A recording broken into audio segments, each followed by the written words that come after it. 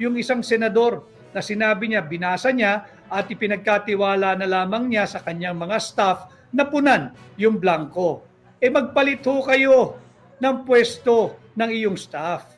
I-demote mo yung sarili mo at yung staff mo na nagbabantay ng Bicameral Conference Committee report na dapat trabaho mo, i-promote mo. Siya ang gawin mong senador at ikaw ang dapat staff niya.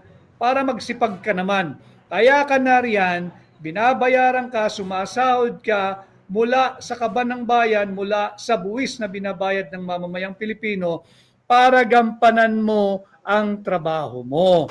Hindi ka kasi pwedeng tugis ka lang ng tugis ng paliwanag ang hinihingi namin, hindi rush. Kailangan namin ng paliwanag.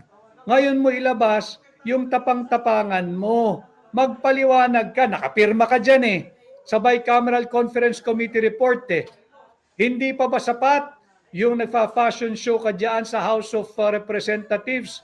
Tangan-tangan ang mga Hermes bag. 3 milyon, 2 milyon, 4 na milyon, 5 milyon ang isang bag na yun Pera po yun ang sambayan ng Pilipino. Yung mga mamahalin mong relos, yung magagara mong damit, kayo sa Marikina, matauhan na kayo. Hindi natin pwedeng palagpasin ito. Pera po ng sambayan ng Pilipino ito. Anong sagot mo sa reporter? Rush? Wala na bang mas rush pa dito sa hinihinging paliwanag ng sambayan ng Pilipino?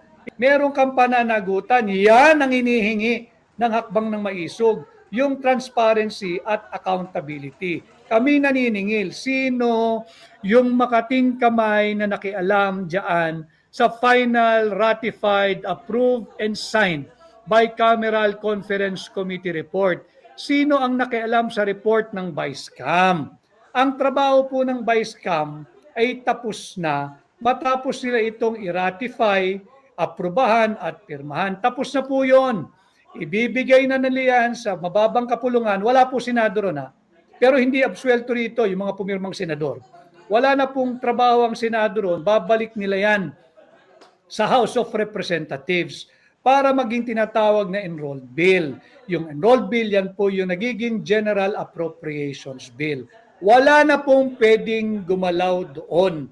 Ang only thing na natitirang gagawin ay yung pag-imprenta nito. Yun po yung hinihingi ng Philippine Star. Yun din po ang hinihingi ng saksi ngayon na hindi po sila parehong binigyan ng kopya. Sabi naman sa saksi ngayon, yung pahayagan, kinakailangan daw ng humingi ng pahintulot muna sa tanggapan ni Martin Romualdez. Yan po ay suppression ng public document. Kaya nga dito may nagaganap na napakalawak, napakalaking cover-up. Kinakailangan malaman po nyo ito nang hindi po tayo patuloy na binubudol ng administrasyon ni Bongbong Marcos. Sapagkat kailangan malaman po natin sino yung makating kamay na nagpuno ng mga blanco doon sa Bicameral Conference Committee report. Po na discovery ni Congressman Sid Ungab. Si Congressman Sid Ungab po ang ating dapat pasalamatan. Siya po ang nakadiscovery nito. Hindi po talaga biro. Seryosong kaso po ito. This is a falsification of legislative document. Criminal po ang ginawa nila. Meron pong nag-request at ito po'y nasa social media na rin. Banggitin ko lang po yung Philippine Star online. Ang sabi po nila, nag-request daw po sila ng Bicam report at sinabi po sa kanila, meron pa raw yata revisions or changes na maaaring gawin. Bawal po iyan. Another count, another round of falsification of legislative document.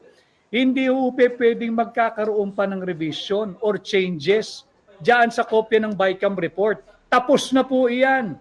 Pirmado na po iyan. Batas na nga Ito na nga yung inilalaban ng Malacanang na wala raw blanco sa GAA. Wala naman talaga nagsabing may blanco sa GAA. Ang ating hinahanap at pinapanagot, sino nagpuno ng mga blanco doon sa Bicameral Conference Committee report na aprobado, ratipikado at pirmado ng mga senador at ng mga mambabatas na bahagi ng Vicecam Conference Committee. Hudas kamay sila. Tama po yun, naghuhudas kamay ang mga hudas. All along, totoo talaga ang sinasabi ni VP Inday. Tama po yung sabi ni Vice President Inday Sara.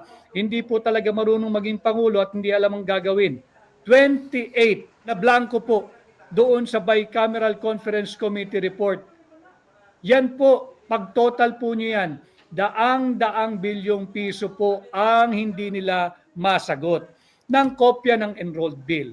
Humingi rin po ang saksi ngayon na pahayagan ng kopya sa Kongreso, sumulat sila, official, may tatak na na-receive, tinanggihan din po sila at magpapaalam pa raw sa opisina ni Martin Romualdez kung pwedeng magbigay. Ito ay malakihan at tahasang cover-up sapagkat meron pong mananagot dito. Meron pong dapat makulong dito. Yung mga makakati ang kamay na pinakialaman ang pera ng taong bayan. Alam ho ninyo, pag natapos na po, napirmahan, na aprubahan, ratified and signed, yung Bicameral Conference Committee report, there is nothing else to be done except itatransmit na yan para maging enrolled bill. At pag enrolled bill, yan na po yung tinatawag na General Appropriations Bill. Ang tanging natitirang activity o gagawin na lamang po ay ang pag-iimprenta nito. Bawal nang galawin kahit anong line item, bawal nang galawin kahit anong halaga ng kahit na sino man dahil tapos na po yung budget process. At kung sino man yung may makating kamay na nakialam dyan, guilty po iyon, mananagot sa kasong crime against public interest, specifically Article 170 of the Revised Penal Code, yung tinatawag po nating falsification of legislative document. Paano po nagkakaroon ng falsification of legislative document? Unang-una ho, dapat merong bill. Meron po itong tinatawag nating General Appropriations Bill. Pangalawa, merong nag-alter o nakialam. Merong nagbago ng mga line items, ng mga item for appropriation, pati yung halaga ng allocated budget o ng appropriated budget.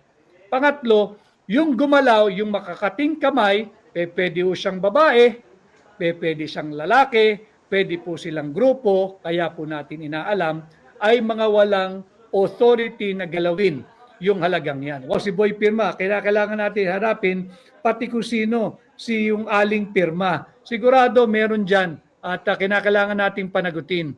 Kay Andy Hetchanova, Attorney Vic, my idol, inuubos na po nila yung Kaban ng Bayan. Last year pa ho nila inuubos to at noong 2023 pa. Para kung mapatalsik man sila, may baon na sila kahit ilang dekada pa ang dumaan, hindi sila maghihirap. Hindi na po maghihirap yan sa dami ng nakuha nila.